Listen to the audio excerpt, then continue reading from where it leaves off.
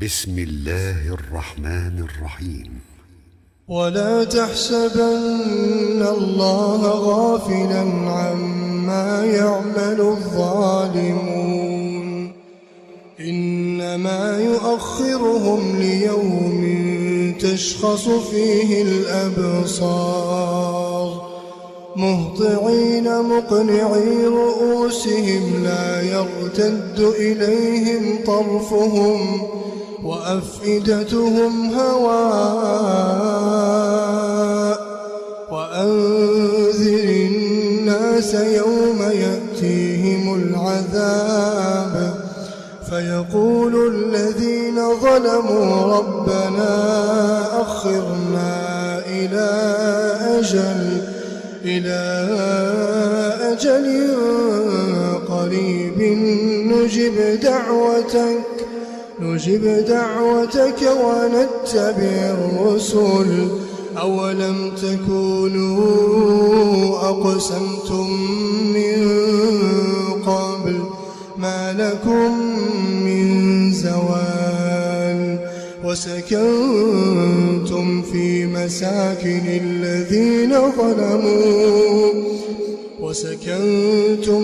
مساكن الذين ظلموا أنفسهم وتبين لكم كيف فعلنا بهم وضربنا لكم الأمثال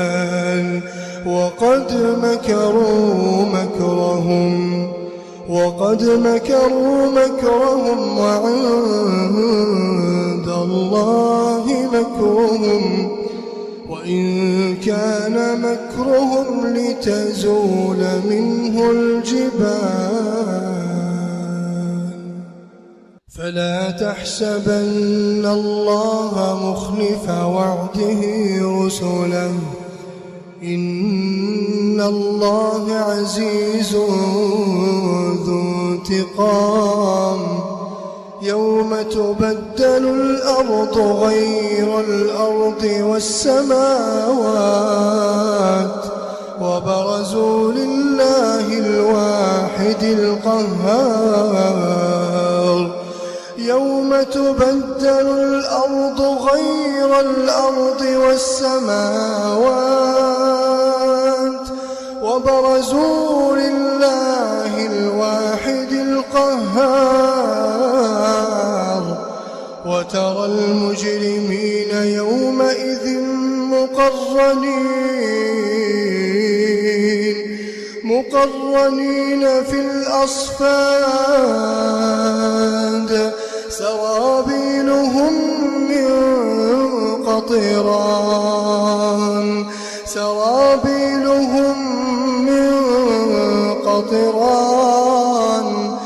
وتغشى وجوههم النار ليجزي الله كل نفس ما كسبت إن الله سريع الحساب هذا بلاغ للناس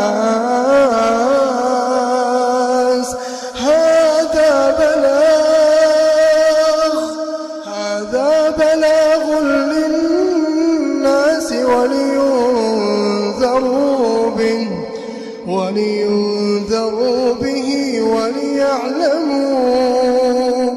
وليعلموا أنما هو إله واحد وليذكر أولو الألباب.